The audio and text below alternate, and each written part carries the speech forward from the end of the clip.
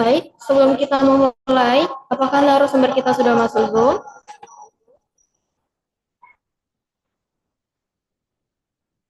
Cek, halo. Baik, Bapak. Selamat sore, Bapak. Apa kabar, Pak? Alhamdulillah baik. Oke, untuk mempersingkat waktu, kita mulai ya, Pak, ya. Baik. Baik, Assalamualaikum warahmatullahi wabarakatuh. Waalaikumsalam. Assalamualaikum warahmatullahi wabarakatuh. Alhamdulillahirrabbilalamin. Wassalatu wassalamu ala asrofil anbiya'i wal mursalin. Sayyidina Muhammadin wa ala alihi wa sahbihi ajma'in. Amma ba'du. Puji syukur atas kehadiran Allah Subhanahu wa Ta'ala. Berkat rahmat dan hidayahnya kita dapat berkumpul pada kegiatan webinar sore ini.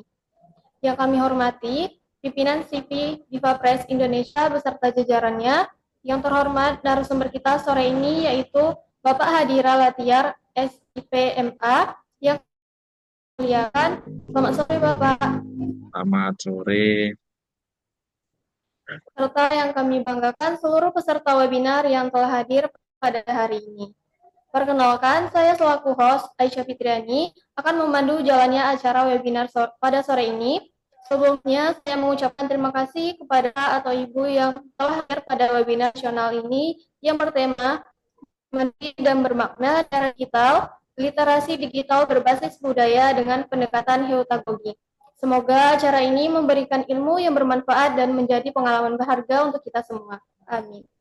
Sebelum kita memulai webinar, izinkan saya menyampaikan beberapa untuk acara ini. Yang pertama, mohon menaktifkan mikrofon selama penyampaian materi berlangsung. Yang kedua, aktifkan kamera agar interaksi selama webinar menjadi lebih nyaman dan terasa seperti bertemu langsung.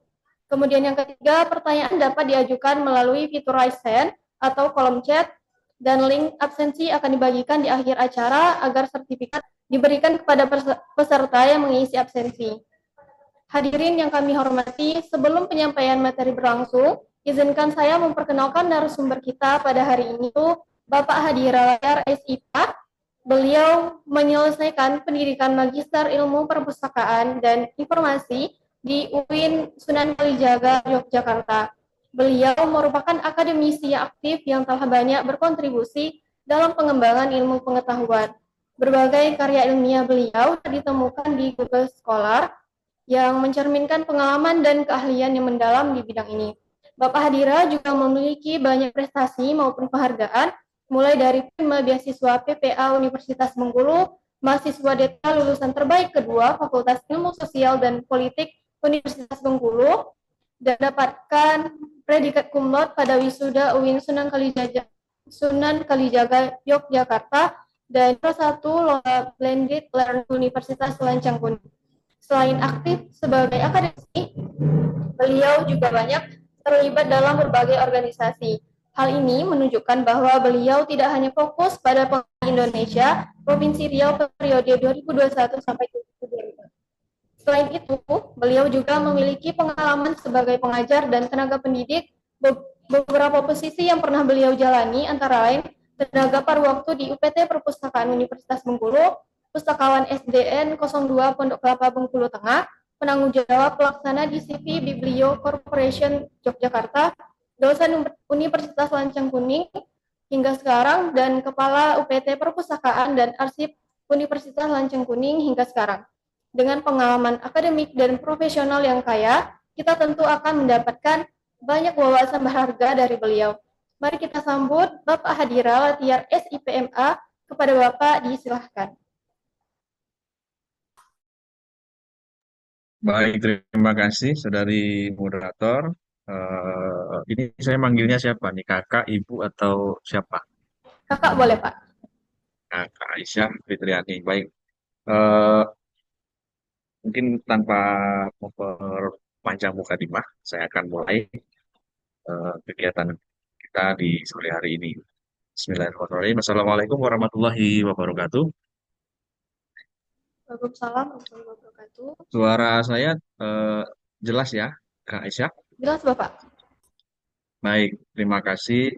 Eh, Sebelumnya saya mengucapkan terima kasih terlebih dahulu kepada CV Diva Press eh, atas undangannya eh, seminggu yang lalu. Kemudian saya akan mengucapkan eh, terima kasih juga kepada tim yang sudah mempersiapkan. Kemudian mungkin ada mahasiswa kami juga yang hadir di Zoom ini. Kemudian Bapak Ibu yang hadir, yang walaupun lewat Zoom, lewat virtual begitu. Sore hari ini adalah kegiatan webinar yang mungkin lebih ke sharing begitu, karena memang saya juga masih belajar, pembelajar begitu, jadi lebih lebih lebih sukanya saya menyebutnya adalah kita sama-sama belajar, berdiskusi begitu. Baik, saya akan eh,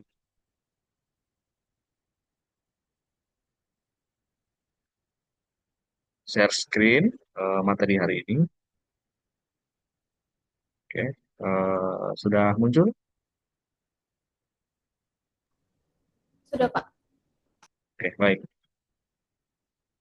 Ya, sesuai dengan tema yang tadi sudah disampaikan oleh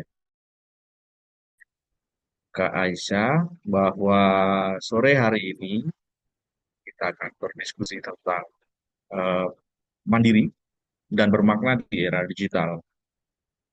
Literasi digital berbasis budaya dengan pendekatan pedagogi. Nah, mungkin karena background saya adalah dari ilmu perpustakaan, ilmu sains informasi, mungkin saya lebih menekankan ke literasinya atau lebih ke literasi digital begitu. Kemudian kenapa eh, mengambil tema budaya? Karena memang saya di Lancang ini base-nya di Fakultas Ilmu Budaya. Nah, kemudian ada Hutagogi. Nah, itu Hutagogi itu lebih dekat atau lebih akrab, lebih lebih ini dengan ilmu pendidikan, kependidikan begitu. Nah, ada kalimat atau quote yang mana bahwa bangsa yang besar adalah bangsa yang tidak melupakan sejarah dan budayanya. Nah, mungkin Bapak Ibu sekalian, teman-teman sekalian pernah mendengar kalimat ini atau quote ini. Eh, dan tentu tidak masih relevan dan tidak salah begitu, karena memang sebuah bangsa pasti punya sejarah, punya budaya masing-masing, termasuk di negara kita di Indonesia, termasuk di wilayah kita atau wilayah kami di Pekanbaru di Provinsi Riau begitu. Mungkin ada Bapak Ibu yang berada di provinsi atau wilayah yang lain. Nah, tujuan dari webinar ini tentu kita sama-sama akan membuka wawasan tentang literasi digital berbasis budaya. Di mana di era digital sekarang banyak apa ya eh, pengaruh begitu. Pengaruh itu bisa bisa bisa dilihat dari dua sisi. Pengaruh era digital ini bisa dilihat dari sisi positif dan sisi negatif. Nah, kalau kita lihat dari sisi negatif, tentu Bapak Ibu lebih sudah mengetahui banyak istilah-istilah, misalnya ada hoax begitu, kemudian ada malinformasi, disinformasi, fake news, dan lain sebagainya. Nah, kalau dari sisi positif tentu ada juga ya. Contohnya misalnya bahwa informasi itu sekarang dalam genggaman. Semua orang bisa mengakses informasi kapanpun, dimanapun, kemudian dalam dalam kondisi apapun begitu. Karena di belahan dunia yang lain kita bisa mengakses informasi itu secara real time begitu. Tapi tentu kita harus punya kemampuan, punya keterampilan, punya skill, punya pengetahuan eh, dalam hal literasi digital. Nah, gitu. Jadi kalau berbicara literasi sebenarnya sangat luas berbicara literasi. Nah, paling tidak ada tiga terkait tantangan di era digital, bahwa informasi sekarang itu sudah sangat berlebih, overload, eh, sudah meledak, sudah tsunami informasi. Detik ini mungkin ada informasi terbaru yang mungkin baru terjadi di sebuah wilayah atau daerah atau di sebuah di negara belahan dunia yang lain gitu. Tapi keesokan harinya itu bisa bisa yang hari ini yang hari ini mungkin viral atau eh, booming gitu ya. Di hari yang lain atau keesokan harinya itu bisa terjadi informasi itu bisa sangat usang atau tidak relevan lagi atau tidak hits lagi begitu. Nah, itu adalah ciri-ciri era digital. Nah, contoh misalnya saat ini yang sedang eh, viral begitu atau sedang banyak diperbincangkan di masyarakat kita adalah kalau kejadian di dunia adalah eh, perang antara atau serangan Israel dan dengan eh, Israel dan Irak, sorry Iran, nah begitu. Nah informasi informasi seperti itu yang sangat cepat di Indonesia sendiri tentu sangat banyak sekali kejadian fenomena dan berita-berita yang viral begitu. Nah, informasi-informasi yang berlebih atau overload atau yang sangat apa ya berkembang sangat cepat, berjalan sangat cepat, itu akan ada istilah hoax atau berita-berita yang tidak tidak tahu kebenarannya atau tidak tidak valid begitu atau tidak bertanggung jawab begitu. Nah, kemudian tantangan kedua, misalnya karena konteksnya adalah budaya, tentu ada disorientasi identitas budaya. Nah, di mana eh, generasi saat ini, yang saat ini eh, apa ya, generasi-generasi saat ini tentu ada mungkin pernah kita mendengar ada istilah generasi milenial, generasi Z, generasi Alpha dan lain sebagainya. Kalau di istilah apa pengguna pengguna digital itu ada digital imigran, ada digital native gitu. Nah, terjadinya disorientasi budaya ini karena pengaruh dari luar. Karena pengaruh dari luar ini sangat sangat besar begitu. Banyak istilah-istilah FOMO mungkin dan lain sebagainya. Kemudian anak-anak muda sekarang yang mungkin kita sebut dengan Gen Alpha atau Gen Z itu sudah cenderung atau arahnya adalah menyukai atau menggemari budaya-budaya luar seperti misalnya saya tidak menyalahkan ya, tapi itu fenomena misalnya K-pop gitu ya. Kemudian suka film-film atau animasi-animasi luar negeri dari Jepang khususnya misalnya. Kemudian tren-tren misalnya fashion yang dari luar negeri itu digemari. Nah, itu contoh-contoh pengaruh termasuk kita, termasuk saya gitu. Nah, apakah itu akan apakah itu akan kemudian kemudian akan hilangkan budaya-budaya kita begitu. Yang mana ketika berbicara budaya tentu ya sangat luas, ada budaya terkait kesenian, kemudian budaya lisan, tulisan dan lain sebagainya. Nah, itu yang kedua. Kemudian yang ketiga ada panik ketika ketinggalan informasi. Panik ketika ketinggalan informasi, cemas dianggap kurang update. Nah, itu. Jadi ketergantungan terhadap produk-produk digital, jasa-jasa digital. Ya, tadi misalnya orang sekarang atau masyarakat sekarang suka belanja online, pengennya simple, praktis, tidak perlu eh, keluar rumah begitu ya. Nah, itu contoh-contoh konsumerisme digital. Nah,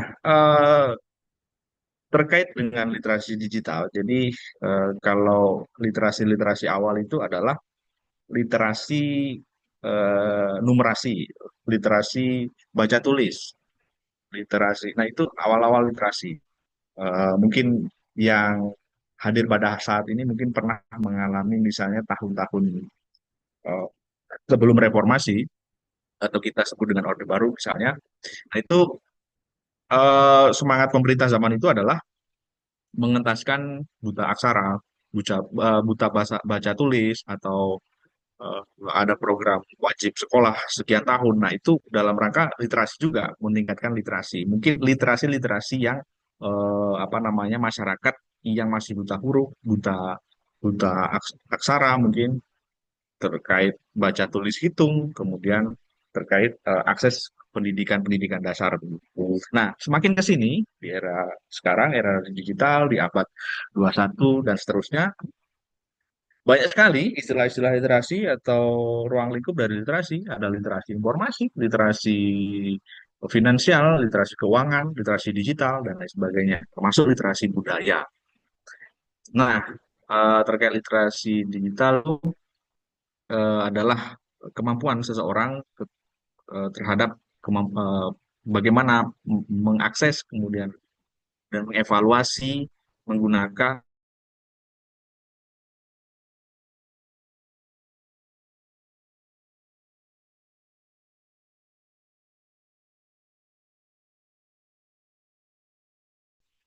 Mereka sudah sangat sangat luas, sangat mudah kemudian mengakses, memiliki begitu ya perangkat-perangkat digital. Nah, itu bukan bukan tanpa ancaman, bukan tanpa dampak begitu. Nah, tentu literasi digital itu sangat diperlukan. Nah, kemudian eh, ada spektrum dari literasi digital. Nah, spektrum dari literasi digital ini adalah kemampuan teknis atau kognitif. Nah, kemampuan teknis ini berkaitan dengan kemampuan seseorang eh, terhadap apa ya pola pikir begitu ya, atau kemampuan berpikir kritis. Jadi ketika seseorang itu punya kemampuan kognitif atau kemampuan teknis yang baik, maka eh, kemampuan literasi digitalnya juga seharusnya baik begitu. Kemudian ada afektif atau kesadaran etis. Nah, ini terkait dengan emosi atau kondisi psikologis yang mempengaruhi seseorang ketika misalnya apa ya, membaca informasi, melihat informasi di dunia digital sekarang. Kemudian ada konteks sosiokultural, kultural. Nah, ini terkait dengan kebiasaan-kebiasaan di lingkungan sekitar. Tentu dalam konteks budaya mungkin kalau di Indonesia tentu di lingkungan lingkungan rumah atau lingkungan keluarga, lingkungan pekerjaan dan lain sebagainya. Nah, setidaknya ada 9 komponen literasi digital. Yang pertama adalah eh, seseorang punya punya akun media sosial, yang mana saya yakin eh, masyarakat di Indonesia itu sangat mayoritas memiliki akun media sosial.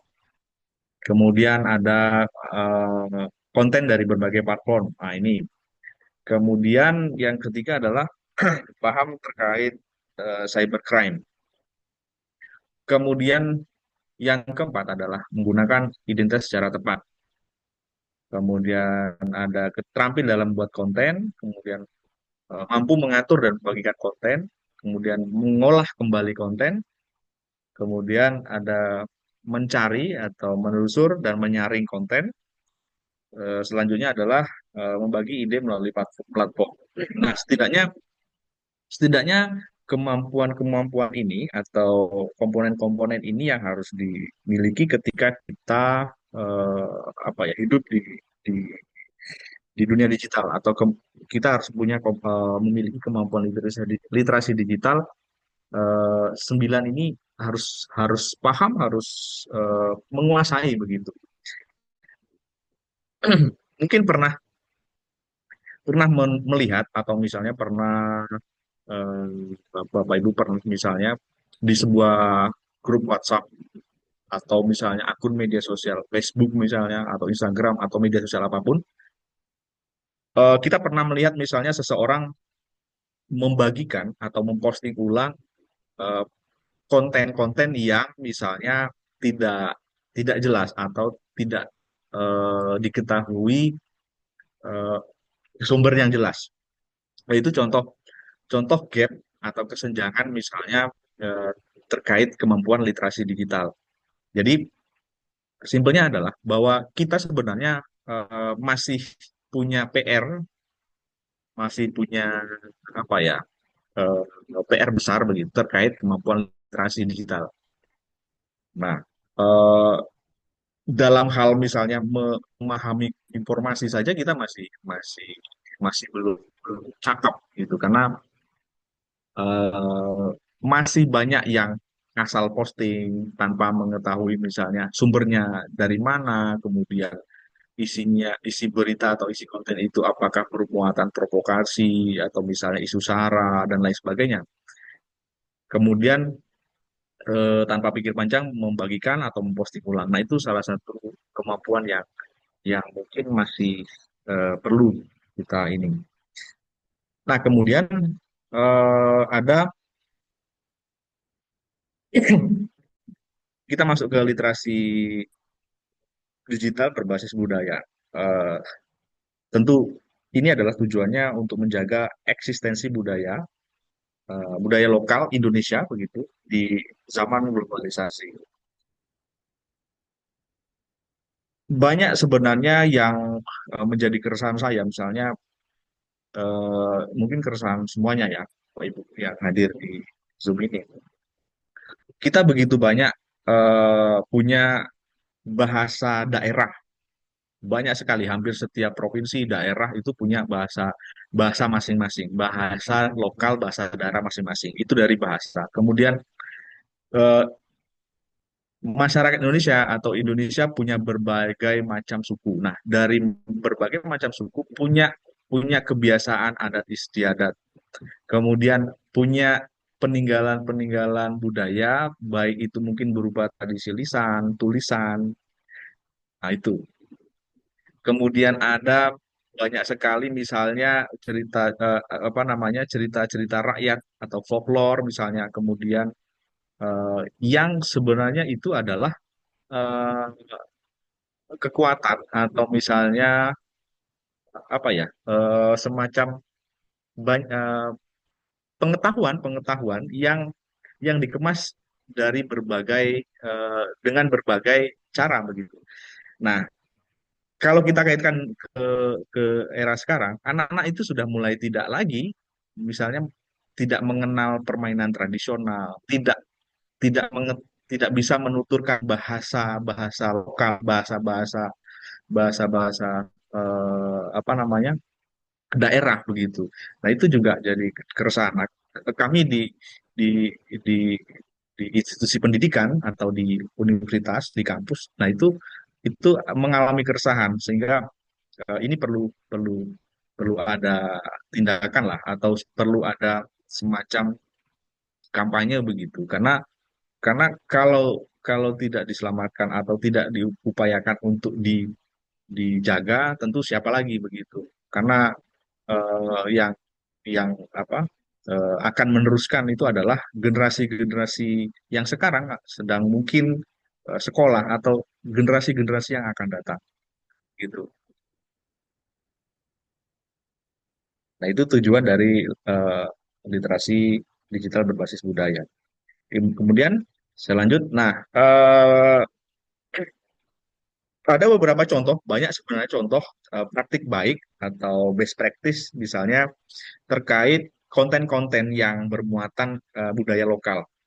Misalnya ada konten kreator yang membuat konten kreatif berbasis cerita rakyat. Kemudian ada mungkin Bapak Ibu sering melihat vlog-vlog di media sosial atau di eh, YouTube misalnya, yang vlog tersebut misalnya atau dalam video-video konten tersebut menggunakan budaya lokal, menggunakan bahasa-bahasa lokal daerah yang mana itu dibuat oleh remaja-remaja atau anak muda. Nah, itu contoh-contoh sebenarnya upaya karena budaya daerah, kemudian budaya Indonesia eh, itu tetap tetap tetap ini tetap lestari atau tetap eksis begitu. Nah, kaitannya apa dengan Utagogi? Nah, ini berbicara terkait dunia pendidikan. Jadi kalau di istilah kependidikan itu banyak sebenarnya yang berkaitan dengan sebelum ke hutagogi. Jadi ada istilah pedagogi, ada andragogi dan lain sebagainya. Ada ada eh, pedagogi yang mana itu adalah salah satu cabang ilmu pendidikan atau memang itu adalah irisan besar dari ilmu pendidikan. Kemudian ada andragogi yang lebih fokus ke pendidikan orang dewasa begitu. Nah, hutagogi itu yang seperti apa? Nah, mungkin Bapak Ibu pernah mendengar, saya yakin ada yang lebih pakar di sini. Nah, hutagogi itu eh, berpusat kepada siswa atau mahasiswa atau seseorang nah, gitu. Ketika dia punya minat, punya keinginan untuk belajar mandiri. Intinya pusat pusat pembelajaran atau pusat ininya adalah kepada siswa atau mahasiswa. Jadi seseorang atau kita kita mengetahui kecenderungan minat kita apa, kemudian kita tahu bagaimana mendapatkan informasi atau bagaimana cara menelusuri informasi tersebut begitu. Kemudian bisa mengevaluasi dan sampai ke bagaimana bisa membuat atau mengemas ulang informasi atau pengetahuan menghasilkan pengetahuan yang baru begitu. Jadi kalau di definisi ini bahwa pendekatan pembelajaran yang mengacu pada konsep self determined learning yang memposisikan siswa atau mahasiswa sebagai pusat dari seluruh rangkaian proses kegiatan pembelajaran student center learning. Nah, itu pendekatan dari Hutagogi yang mana kalau pendekatan yang lain misalnya bahwa misalnya bahwa pedagogi itu pusat pembelajarannya ada pada guru atau dosen atau seseorang tutor begitu. Guru menyampaikan materi secara full, secara penuh misalnya di depan kelas atau di depan para siswa itu di guru atau pendidik. Nah, begitu. Tapi kalau yang pedagogi itu pusat belajarnya ke siswa atau mahasiswa atau peserta didik begitu. Mungkin guru atau pendidik itu sebagai fasilitator saja atau sebagai apa ya? Ya, lebih tepatnya fasilitator fasilitator tadi, lebih sebagai jembatan atau sebagai orang yang mengarahkan begitu. Sehingga pedagogi itu fokus pada pembelajaran mandiri dan reflektif. Oke, beberapa slide lagi selesai. Nah, kemudian ada ciri-ciri dari pembelajar pedagogi. Nah, ciri yang pertama adalah siswa atau peserta didik atau mahasiswa atau seorang pembelajar itu akan dituntut akan mengalami yang namanya mandiri. Dia akan mandiri karena punya kemampuan literasi digital tadi. Kemudian reflektif, kemudian kreatif, dia akan kreatif, kemudian sampai ke adaptif. Akhirnya bahwa tren tren pembelajar pembelajar mandiri ini atau hutagogi ini akan apa ya akan disadari begitu akan diterapkan oleh saya yakin akan diterapkan begitu akan tapi memang saat ini belum belum banyak eh, apa namanya satuan pendidikan baik itu misalnya tingkat SD, SMP, SMA sampai perguruan tinggi. Nah, tapi karena kecenderungan era digital sekarang, generasi Alpha, generasi Z dan lain sebagainya tadi adalah mandiri, dia dia bisa mereka anak-anak muda sekarang bisa berselancar secara mandiri, bebas dimanapun, kapanpun dan segala macam. Nah, arahnya ke situ adalah dia akan belajar mandiri, kecenderungan apa yang diminati atau minat apa yang disenangi begitu. Mungkin terkait hobi, ya, pengetahuan dan lain sebagainya.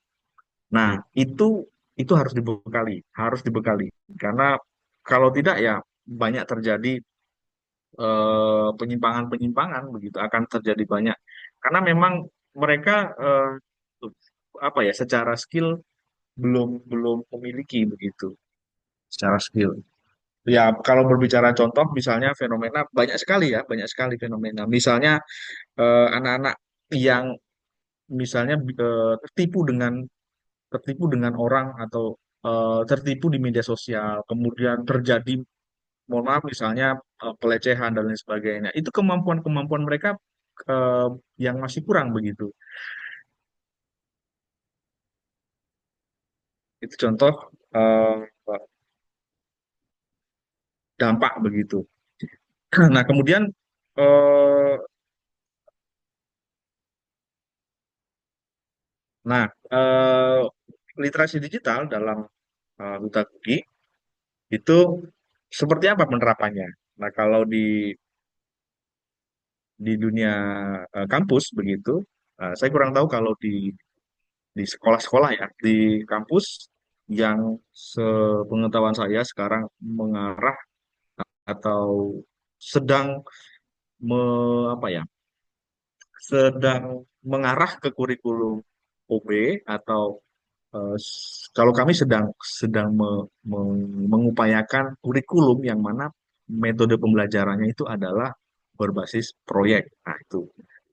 Jadi mahasiswa atau siswa tidak tidak hanya misalnya diberi tugas atau tidak hanya diberi kewajiban eh, dalam bentuk eh, apa asesmen tertulis atau esai atau pilihan ganda, tidak, tapi ketika mereka sudah mendapatkan teori atau mendapatkan pengetahuan teori dari kelas di kelas begitu, atau belajar mandiri, eh, kemudian mereka harus harus punya punya proyek, punya punya apa ya, tugas tugas secara kelompok atau tugas besar, bagaimana memecahkan masalah di masyarakat, nah, begitu, atau di sebuah industri atau di sebuah kelompok masyarakat. Nah, jadi arahnya ke situ.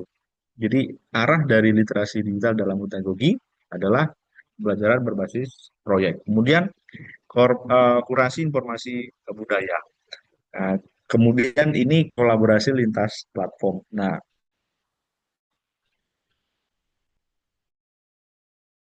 ini contoh, saya tidak bisa menampilkan terlalu banyak karena kebudayaan atau budaya, literasi budaya, pendekatan pedagogi. Ini contoh misalnya ada salah satu komunitas, ini saya ambil dari Instagram, ada komunitas Jangkah. Nah, komunitas ini misalnya fokus pada pelestarian naskah kuno atau manuskrip yang mereka apa namanya dokumentasikan, mereka posting melalui media sosial. Tentu lebih lebih dari ini ya, atau lebih banyak dari komunitas ini yang fokus adalah misalnya terkait warisan-warisan budaya. Nah, ini contoh. Ini isinya adalah anak-anak muda yang suka terkait atau minat terhadap misalnya pelestarian naskah kuno atau misalnya manuskrip, atau ada komunitas misalnya pegiat literasi misalnya permainan tradisional Indonesia atau permainan tradisional daerah-daerah dan lain sebagainya. Itu contoh implementasi atau contoh konkret dari apa namanya literasi digital berbasis budaya tadi. Nah, ini misalnya eh, digitalisasi cerita rakyat, permainan rakyat, dan lain sebagainya dalam oleh pelajar. Ini kalau misalnya ranahnya di pendidikan, di dunia pendidikan, di sekolah misalnya. Nah, ini banyak sekali perangkat atau tools pendukung yang bisa digunakan seperti Canva, kemudian ada TikTok dan lain sebagainya, termasuk YouTube, Instagram, podcast. Nah, ini perangkat-perangkat atau tools atau platform atau aplikasi yang sangat bisa digunakan untuk mendukung kegiatan literasi di budaya berbasis pedagogi. Nah, ini tentu ada juga kolaborasi yang multi pihak. Jadi ada sekolah, sudah jelas karena sekolah memang ada kurikulumnya begitu, ada mata pelajaran dan lain sebagainya, ada guru dan lain sebagainya. Kemudian perguruan tinggi, komunitas budaya, kemudian ada startup teknologi. Nah, ini bisa kita jalin kolaborasi. Tentu output dan dampaknya adalah konten-konten yang beredar sekarang tidak hanya diisi konten-konten yang tidak bermanfaat, tidak bermanfaat, tapi juga kita isi konten-konten media sosial atau media sosial yang ada di Indonesia paling tidak itu adalah konten yang bermakna, khususnya adalah konten-konten tentang budaya-budaya lokal atau budaya-budaya Indonesia begitu. Kemudian eh, kita jadi pembelajar yang reflektif. Terakhir adalah kita turut serta dalam menjaga warisan budaya supaya tetap lestari, tetap terjaga, tetap eksis begitu.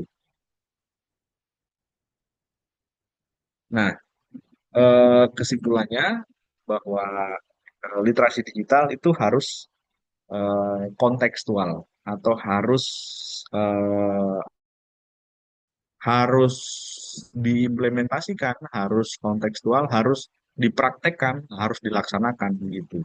Kemudian kontekstual dan bermakna. Kemudian Hutagogi itu mendorong partisipasi dan refleksi budaya. Itu sedikit mungkin dari saya. Mungkin saya kembalikan ke moderator bagi peserta Zoom sore ini atau Bapak Ibu yang ingin berdiskusi. eh, saya persilahkan. Baik, Terima terima kasih. kasih kepada Bapak Hadira Latiar, SIPMA, atas materi yang sangat luar biasa dan bermanfaat sekali. Baik, hadirin yang berbahagia, kita telah mendengarkan pemaparan materi yang sangat menarik dan luar biasa dari narasumber kita. Selanjutnya, kita akan memasuki sesi tanya-jawab. Bagi yang ingin bertanya secara langsung, silahkan gunakan fitur raise hand atau kolom chat, dan kami akan memberikan kesempatan untuk berbicara secara bergiliran. Baik, kepada Bapak Anjar dipersilahkan. Oke, Assalamualaikum warahmatullahi wabarakatuh. Waalaikumsalam warahmatullahi Waalaikumsalam wabarakatuh. warahmatullahi wabarakatuh.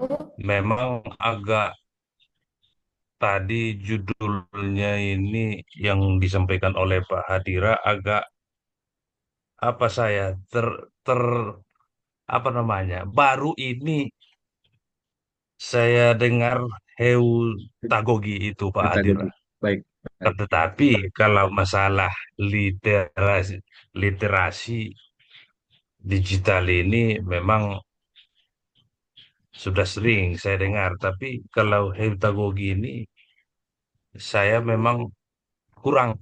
Nah, jadi oleh karena itu, kalau di Riau itu kan sekarang ini enak-enaknya membahas masalah Gurindam 12.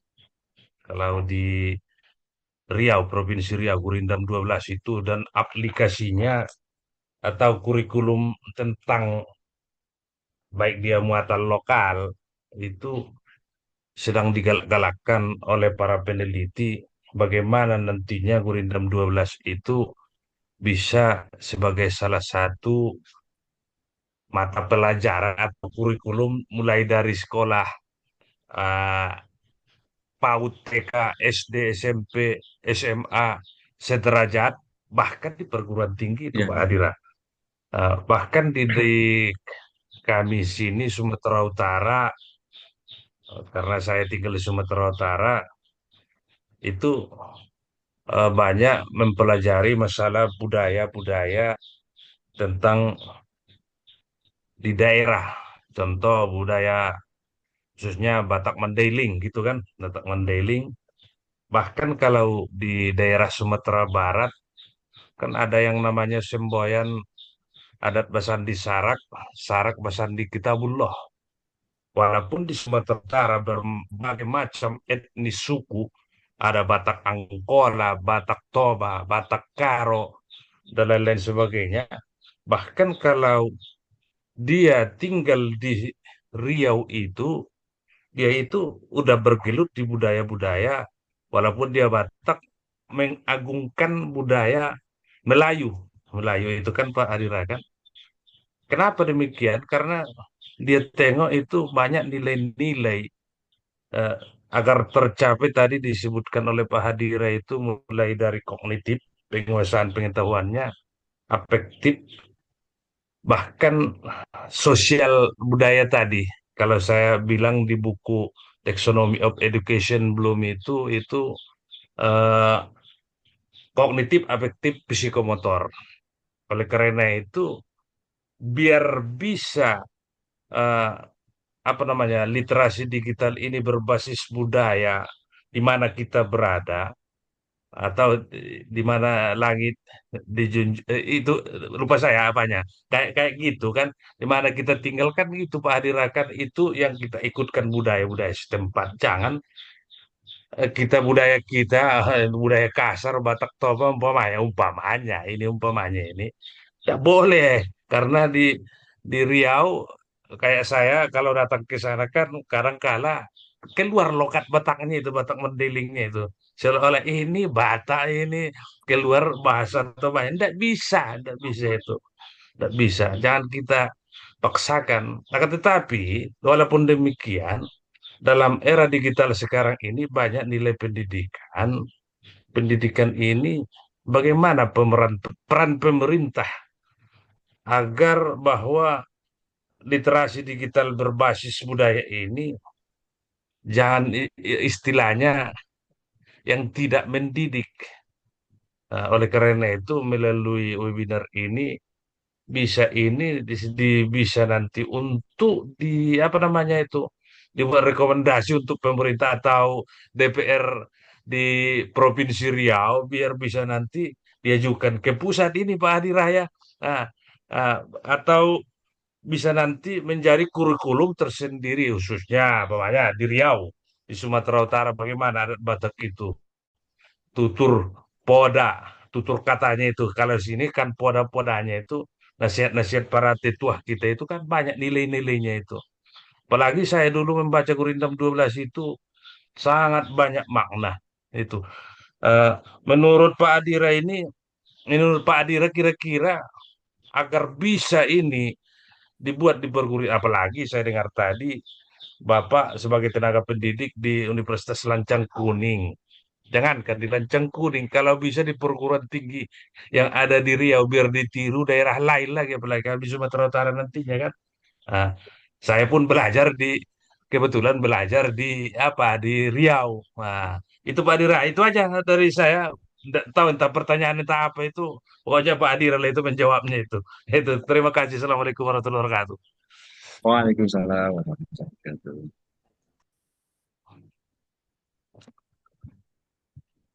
Gimana, saudari moderator? Apakah langsung direspon atau gimana? Boleh Bapak langsung dijawab aja, Pak. Baik. Salam kenal Bapak. Saya manggilnya Ya, ya. Pak siapa nih? Pak Anjar atau Pak Nah, Nasution nih Pak? Pak, Pak Nasution aja. Pak Nasution. Baik, salam kenal Pak dari Pekanbaru. Berarti Bapak sekarang di Sumatera Utara Pak ya? Iya, Pak. Baik, baik. Terima kasih Pak responnya. Ya, mungkin saya juga akan sedikit merespon dari Pak Nasution tadi yang dari Sumatera Utara. Eh, kalau kalau dalam konteks Riau begitu, saya pun juga tidak terlalu bisa banyak mengungkapkan gitu. Tapi dari apa yang saya ketahui dan eh, saya berinteraksi di dunia pendidikan di Riau itu bahwa kalau dari pemerintah sendiri Pak ya dari pemerintah sendiri itu sebenarnya sudah apa ya ada upaya misalnya contoh eh, ada mata pelajaran budaya Melayu Riau. Nah, di semua tingkatan sekolah masuk kalau perguruan tinggi saya kurang tahu apakah semua perguruan tinggi di Riau itu ada mata kuliah misalnya budaya Melayu, dasar-dasar budaya Melayu. Nah, tapi setahu saya kalau di tingkat pendidikan sekolah berbagai tingkatan tadi di di Riau begitu, itu ada salah satu muatan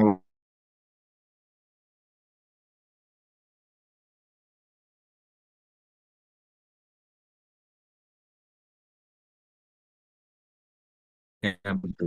Iya. Nah, kalau kalau ya saya kebetulan juga pernah di Jogja, di Jawa begitu. Nah, di Jawa, di Jogja itu juga kalau peran pemerintahnya, misalnya ada mata pelajaran eh, bahasa Jawa begitu, atau misalnya eh, apa ya misalnya, iya bahasa Jawa, atau misalnya ada mata pelajaran terkait aksara Jawa misalnya. Nah, di Riau itu yang saya tahu sudah berjalan. Mereka mereka belajar tentang budaya Melayu, aksara-aksara Arab Melayu dan lain sebagainya begitu. Nah, kebetulan memang di Lancang Kuning kami di Fakultas Ilmu Budaya ada prodi pendidikan bahasa Melayu begitu, Pak. Nah, kemudian ada prodi pendidikan bahasa Melayu, ada prodi sastra Melayu atau sastra daerah. Nah, itu mungkin salah satu peran pemerintah dalam dalam hal pendidikannya begitu. Nah, tentu kalau yang lain-lain saya tidak bisa berkomentar banyak begitu, Pak ya. Nah, kenapa kenapa eh, apa yang kita bahas sekarang adalah temanya tentang literasi digital berbasis budaya atau literasi budaya pendekatan pedagogi. Eh, Sebenarnya ini bagian dari roadmap, roadmap atau peta jalan penelitian penelitian atau pengabdian kami di kampus begitu, karena memang terkait isu misalnya local wisdom, kemudian pengetahuan berbasis lokal dan lain sebagainya itu memang eh, menjadi konsentrasi kami, karena kekhawatiran terhadap misalnya tadi budaya-budaya yang akan tergerus, budaya-budaya lokal yang akan tergerus, yang akan mungkin kita tidak tahu. Contoh contoh eh, contoh simpel tadi saya sudah jelaskan bahwa eh, anak-anak kita atau anak-anak muda kita yang misalnya tidak bisa melafalkan atau mengucapkan bahasa-bahasa daerah, bahasa-bahasa ibu, bahasa-bahasa apa ya, suku-suku yang sebenarnya mereka itu ini, eh, nah itu jadi salah satu keresahan kita gitu. Nah, mungkin eh, ada juga yang suku-suku atau mungkin marga atau daerah yang masih apa ya mempertahankan identitasnya. Bagus juga gitu, Pak, kalau masih ada yang mempertahankan tanpa tanpa tanpa tadi misalnya tanpa eh, mungkin melecehkan atau misalnya merendahkan tradisi adat budaya dan suku lain begitu, yang mana Bapak tadi menyinggung bahwa di situ bumi dipijak, di situ langit dijunjung begitu. Kalau istilah kami di apa lain lain lain lubuk lain ikan, lain ladang lain ilalang kan begitu. Nah, eh, mem- ya mempertahankan budaya, mempertahankan tradisi, mempertahankan itu tidak tidak tidak salah gitu, Pak, tidak salah. Nah, yang salah itu mengagung-agungkan budaya luar, maksudnya luar Indonesia, budaya budaya asing, tapi kita tidak bahkan abai atau tidak memperhatikan budaya kita gitu.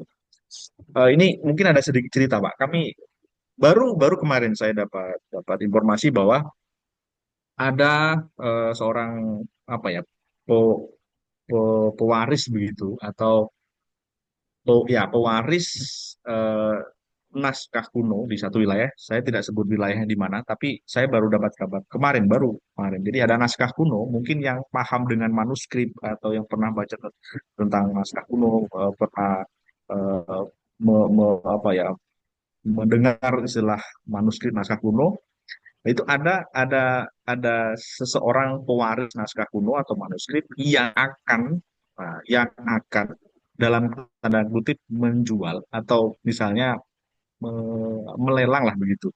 Nah, kami khawatir. Nah, kami sedang berupaya nih sekarang nih, Pak. Bagaimana benda ini supaya tidak keluar negeri? Ya, kita kita tahu bersama bahwa zaman kolonialisme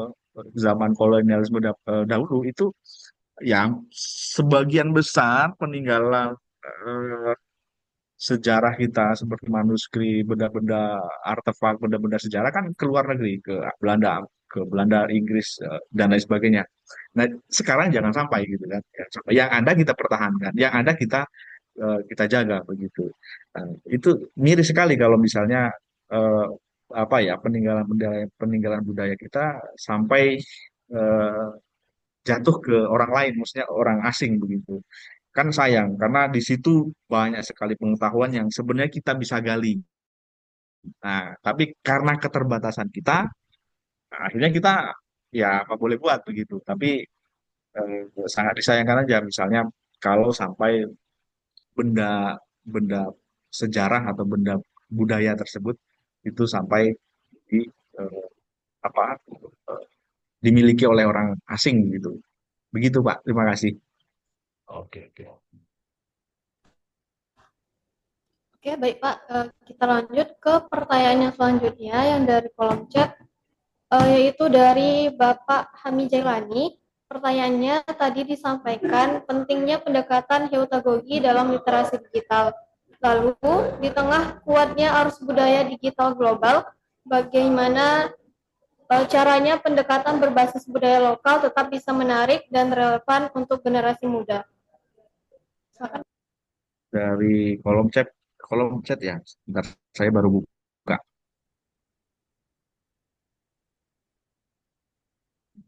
Oh ya, dari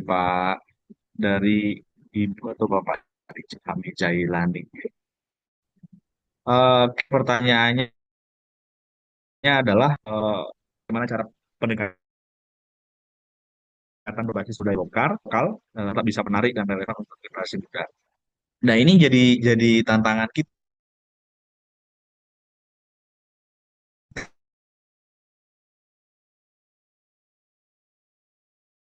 sekalian. Jadi pendekatan dilakukan memang harus sesuai dengan apa namanya kecenderungan atau kesukaan dari anak-anak muda sekarang. Mungkin tadi lewat misalnya cerita-cerita apa ya, cerita-cerita pendek atau misalnya, tapi isinya atau kontennya adalah itu mengandung budaya-budaya lokal atau mengangkat misalnya folklore atau cerita-cerita rakyat misalnya budaya lokal, tapi dikemas dengan misalnya cerita pendek eh, dan lain sebagainya misalnya atau podcast atau misalnya dalam sekarang eranya AI orang bisa bisa buat apa aja begitu. Kemudian yang kira-kira itu memang menarik untuk ditonton, untuk dilihat, untuk disimak oleh anak-anak muda. Itu karena kalau apa namanya pendekatan itu susah ya, maksudnya kalau kalau harus misalnya pendekatannya harus seperti ini enggak. Makanya kita kita apa ya? Kita coba memancing begitu, memancing minat dari anak-anak muda. Oh, ternyata ada loh misalnya bahasa bahasa daerah misalnya yang belum kita ketahui. Ternyata ada cerita-cerita rakyat atau folklore misalnya di daerah tertentu yang itu menarik begitu dan lain sebagainya. Nah, eh, pendekatan berbasis budaya ini masih melanjutkan pertanyaan Pak ini tadi.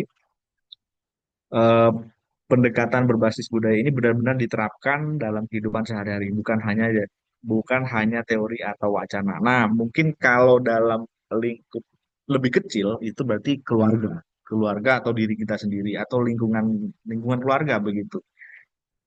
Nah, lingkungan keluarga. Ya, misalnya saya begitu ya, ketika misalnya berkomunikasi dengan anak, begitu, berkomunikasi dengan keluarga, itu saya tetap mempertahankan bahasa daerah. Nah, begitu. Dengan kita mempertahankan bahasa daerah, berkomunikasi dengan bahasa daerah, dengan keluarga, entah itu anak, istri, dan lain sebagainya, artinya kita masih berupaya paling tidak dalam lingkup kecil keluarga, gitu ya, itu melestarikan lah begitu, melestarikan bahasa daerah kita begitu. Itu contohnya. Nah, kalau misalnya lebih skupnya lebih luas lagi, berarti posisi kita sebagai apa? Misalnya saya sebagai pendidik gitu ya, dosen, ya saya mungkin berupaya atau berusaha lewat jalan pendidikan atau misalnya membuat atau menyusun kegiatan materi-materi pembelajaran yang di dalamnya itu ada muatan-muatan budaya gitu. Nah, begitu. Guru-guru pun begitu juga. Nah, tidak hanya misalnya itu tanggung jawab guru seni budaya atau guru-guru muatan lokal, enggak. Tapi itu bisa masuk ke kemanapun gitu. Karena kalau berbicara budaya sangat luas sekali sebenarnya. Nah, itu karena kalau tidak apa ya, tidak dipancing, tidak dibiasakan, ya anak-anak kita, anak-anak muda itu ya nggak tahu begitu. Nah, kita perbanyak lah, kita paling tidak perbanyak kita buat konten-konten yang bermuatan budaya atau eh, mengangkat budaya-budaya lokal begitu. Banyak sekali sebenarnya kalau berbicara ini budaya. Begitu, terima kasih. Semoga menjawab. Baik Bapak, untuk pertanyaan yang terakhir yaitu dari Ibu Andan Dewi Murni. Kepada Ibu disilahkan. Ya, terima kasih Kak. Sebelumnya, Pak Adira, izin ini tadi sepertinya sudah sedikit terjawab sih. Maksudnya kalau untuk apa ya, saya lebih concern dengan budaya Pak. Jujur kalau dilihat anak-anak sekarang tuh terkadang mereka tidak tahu dengan apa yang Bapak sampaikan tadi ya, bahasa ibu dari asal mereka gitu. Misal kadang mereka asalnya dari apa? Dari daerah Sumatera, misalnya yang tinggal ya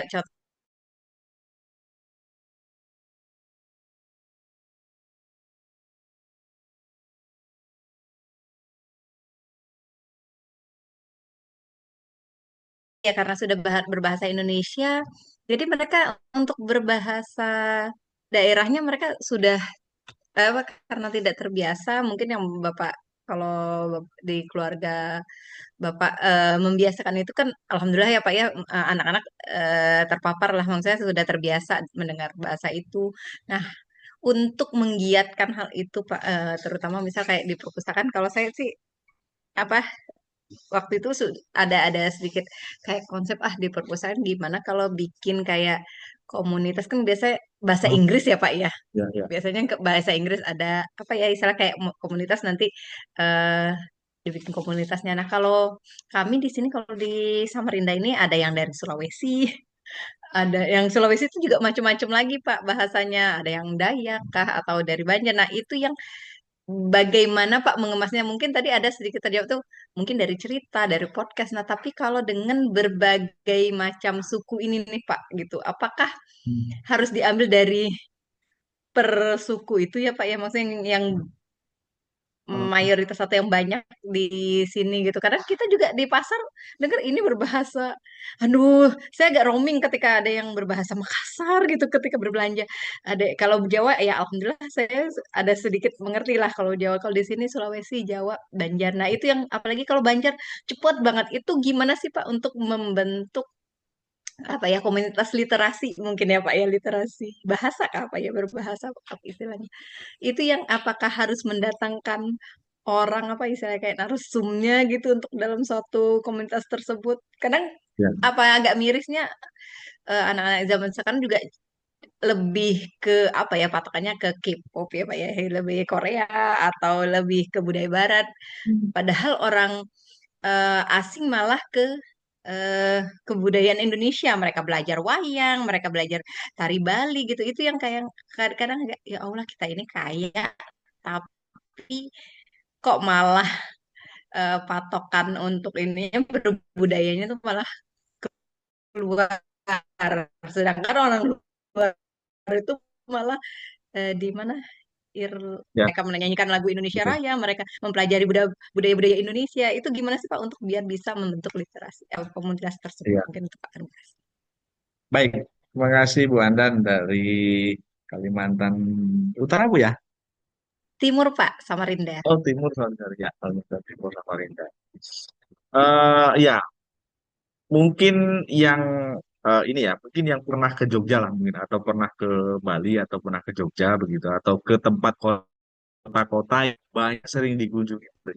Saya kebetulan di Jogja 2 tahun.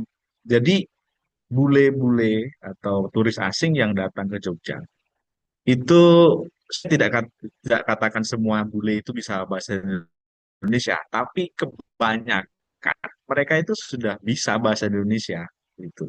Dan mereka belajar bahasa Indonesia. Nah kan malu kalau kita apa mereka sudah bisa gitu. Nah, jadi kenapa Bu Andan misalnya resah terhadap misalnya bahwa di lingkungan Bu Andan, di kampusnya Bu Andan misalnya banyak sekali komunitas-komunitas suku di situ.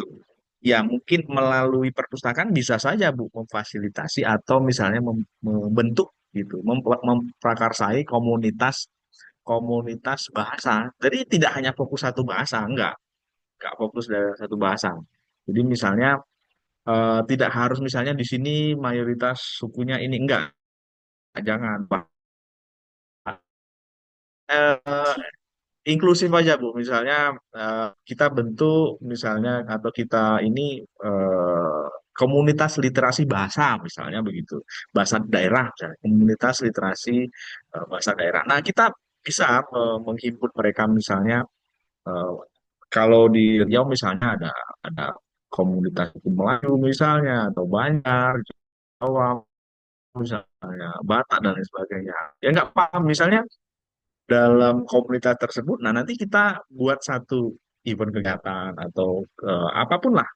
Kalau kami pernah melakukan itu misalnya eh, list bahasa Arab Melayu misalnya. Ya walaupun sebenarnya eh,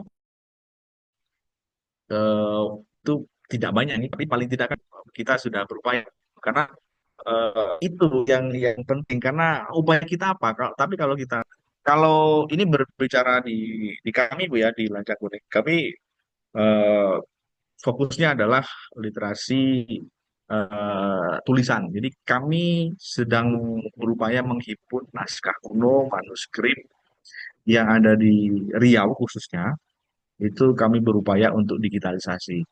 Nah, itu bisa dicek beberapa beberapa ya puluhan puluhan adalah kalau kalau yang kami tampilkan kami yang kami tampilkan di website itu masih puluhan memang, tapi yang belum itu ribuan. Nah, itu kami dari situ upaya dari situ. Jadi menyelamatkan nilai informasi dari manuskrip atau naskah. Paling tidak menyelamatkan isi kalau kita tidak bisa menyelamatkan benda fisiknya begitu. Mungkin Ibu dimulai dari apa tradisi lisannya kan gitu. Boleh, kita mulai dari mana itu terserah mau deh. Terus ke fokusnya kemana gitu. Nah, karena memang kami berpendapat bahwa yang tradisi tulis tadi itu sangat rentan rusak. Naskah kuno kan rentan rusak. Mhm. Kami harus segera selamatkan. Termasuk misi tadi, mengakuisisi sekian puluh manuskrip yang kabarnya akan dijual tadi. Tuh, kami berupaya untuk itu karena siapa lagi begitu yang akan menyelamatkan kalau bukan kita. Memang itu sebenarnya ya ini nih kerja yang tidak banyak diminati Bu, tapi gimana ya?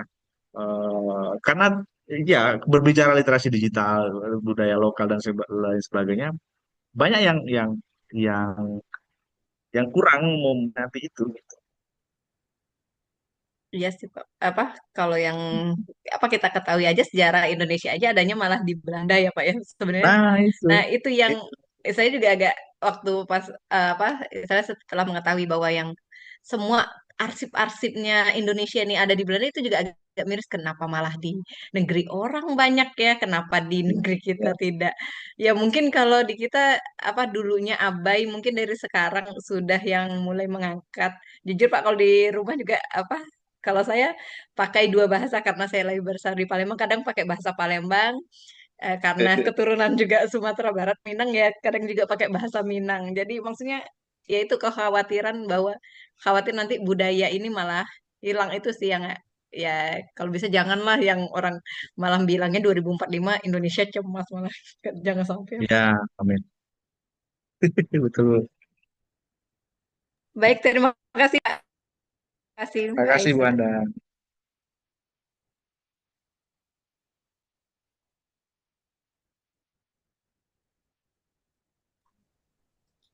Baik, terima kasih Bapak untuk jawaban dari pertanyaan-pertanyaan tadi. Berhubung waktu kita singkat, mohon maaf untuk pertanyaan yang belum terjawab. Boleh langsung hubungi kami atau bisa kita diskusikan di grup webinar ya Pak, Bu. Sebelum itu, sebelum memasuki sesi dokumentasi, izinkan saya mengenalkan CV Diva Press Indonesia. CV Diva Press Indonesia adalah perusahaan penerbitan buku yang membantu penerbitan dari berbagai kalangan seperti dosen, mahasiswa, dan umum untuk menerbitkan buku yang profesional dan ber-ISBN. Beberapa paket yang kami sediakan yaitu yang pertama paket kolaborasi, yaitu paket menulis bersama dengan penulis lain dengan harga mulai dari 150.000 per bab, kecuali bab 1 yaitu 300.000. Fasilitas yang akan didapatkan yaitu free editing, free layout cover, free ISBN plus haki, free mockup promosi, editor berpengalaman terindeks Google Scholar, royalti penjualan 20%, sertifikat penulis, dan video review buku. Yang kedua, paket tulis hemat, yaitu jika Bapak Ibu yang udah mempunyai naskah minimal 75 halaman bisa dijadikan buku dengan harga 500.000. Fasilitas yang akan didapatkan yaitu ISBN, 2 eksemplar buku, template buku, layout profesional, desain cover, editor berpengalaman, mockup promosi, royalti penjualan 20%, sertifikat penulis, e-book, dan video ulasan buku. Yang ketiga yaitu paket tulis tunggal, yaitu buat Bapak atau Ibu yang nggak mau ribet, cukup kirimkan naskahnya saja, dan fasilitas yang akan didapatkan yaitu e-book gratis, 3 eksemplar buku gratis, terindeks Google Scholar, sertifikat penulis, royalti 20%, buku terbit dengan ISBN, video ulasan buku, mockup gratis, dan promosi penjualan. Paket yang keempat yaitu paket konversi, yaitu jika Bapak atau Ibu mempunyai skripsi, tesis, dan jurnal yang ingin dijadikan buku, dapat diterbitkan di CV Diva Press Indonesia. Fasilitas yang akan didapatkan yaitu editing profesional, layout berkualitas, parafrase konten, similarity maksimal yaitu 30%, desain cover menarik, ISBN gratis, 3 eksemplar buku, dan royalti penjualan 20%, e-book, dan sertifikat penulis. Paket yang kelima yaitu paket crosswriter, yaitu jika Bapak atau Ibu sibuk dan belum sempat menulis, cukup Bapak atau Ibu kirimkan judulnya saja ke kami. Bahkan jika nggak ada judul, kami akan bantu carikan Bapak, sehingga Bapak atau Ibu tinggal terima beres saja. Fasilitas yang akan didapatkan yaitu naskah profesional disiapkan oleh editor berpengalaman, ISBN resmi, haki atau hak cipta terdaftar, layout dan cover book, royalti penjualan 20%, e-book, sertifikat penulis, buku fisik 3 pieces, hardcover, video ulasan buku, pemasaran via marketplace. Kemudian yang keenam ada paket antologi, yaitu kumpulan cerita penulis berupa fiksi, khayalan, inspirasi, pantun, novel, dan lain-lain. Dan fasilitas yang akan didapatkan yaitu QR CBN, gratis buku cover, promo mockup desain, sertifikat penulis, video ulasan buku, gratis layout dan template, gratis 4 buku fisik, royalti penjualan 20%, dan e-book. Sebelum acara kita berakhir, mari kita mengaktifkan kameranya untuk sesi dokumentasi. Bapak atau Ibu silakan nyalakan kameranya dan berikan senyuman yang terbaik.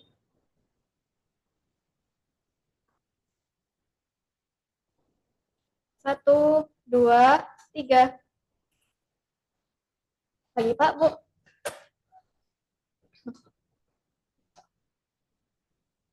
1, 2, 3.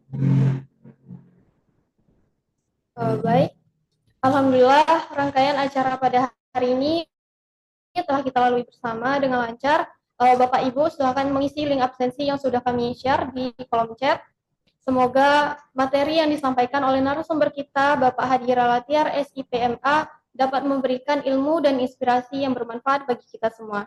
Kami dari CV Diva Press Indonesia mengucapkan terima kasih yang sebesar-besarnya kepada seluruh peserta yang telah hadir dan mengikuti kegiatan ini dari awal hingga akhir.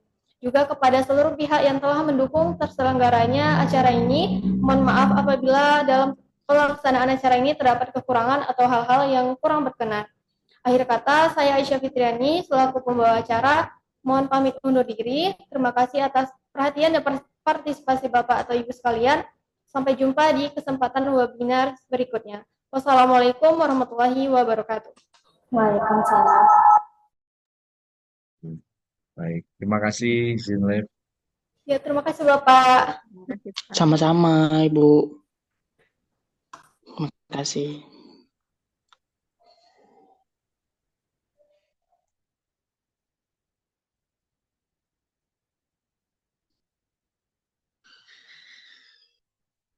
Terima kasih Pak Anjar.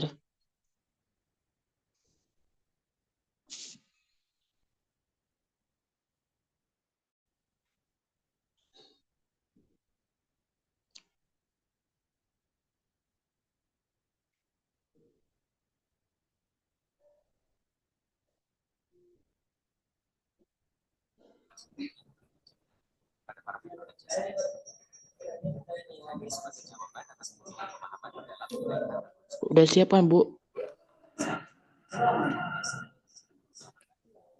Sudah selesai, Pak.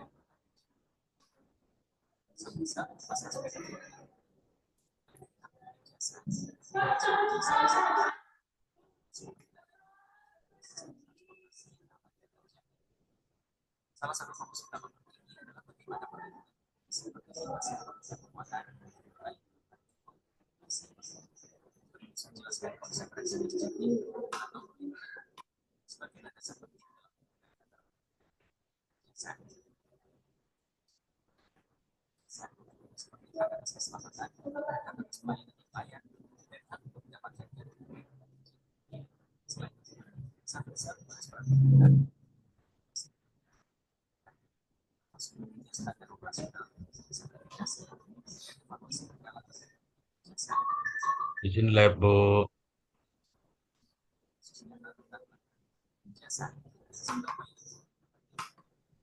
Iya, Bapak.